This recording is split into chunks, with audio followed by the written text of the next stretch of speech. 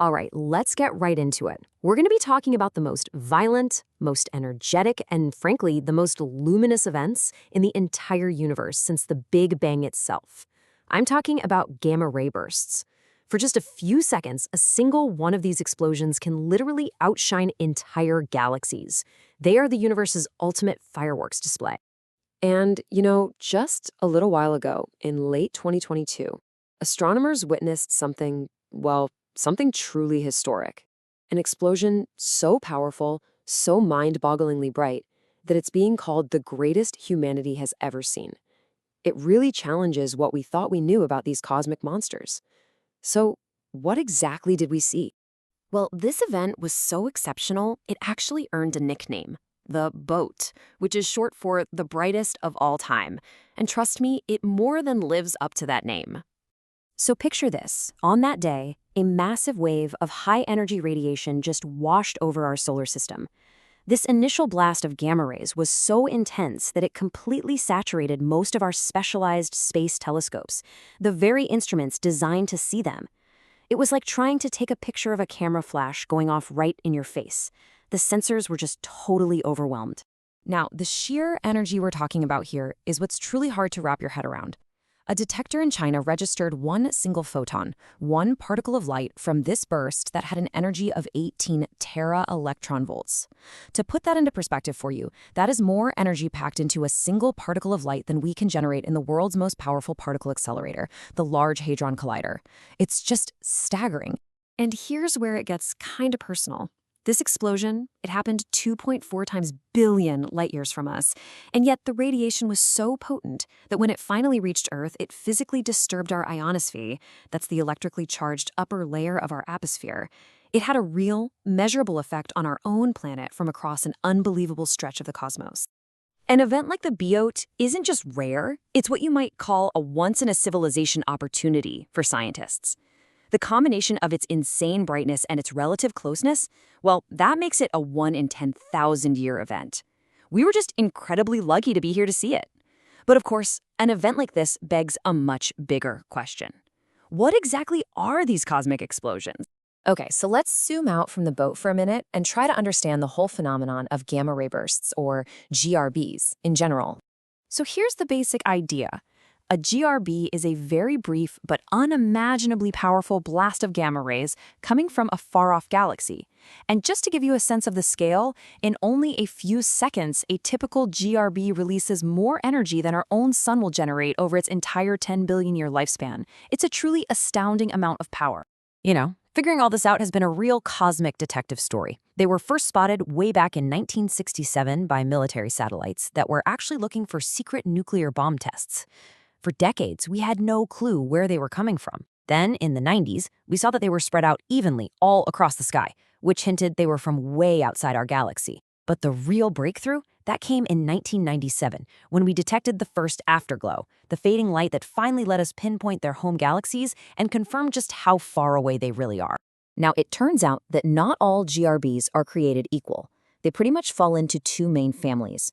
You've got your long bursts, which last for more than 2 seconds. These are the more common ones, and they're basically the spectacular death cries of absolutely colossal stars. Then you have the short bursts. These are violent, super-fast flashes lasting less than 2 seconds, and we think these come from something even more extreme, the collision of two super-dense neutron stars. So how do you actually create the most common type of these explosions?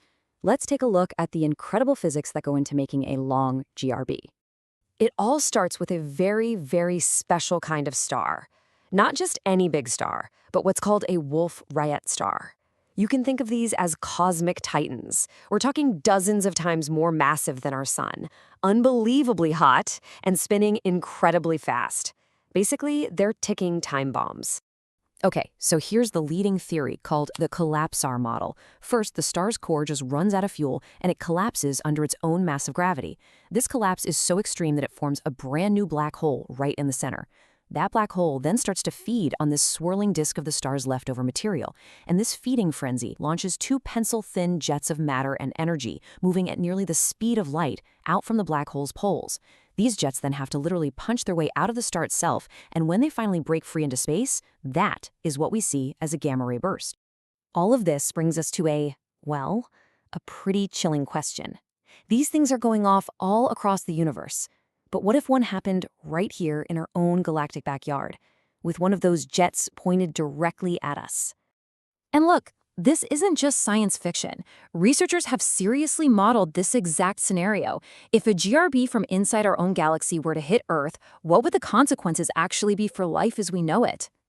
You might think the big danger is being instantly zapped by gamma rays, but the science suggests something a lot more insidious. The real threat isn't that brief initial flash. It's the long-term damage to our atmosphere, a devastating kind of one-two punch. So here's what the models predict would happen.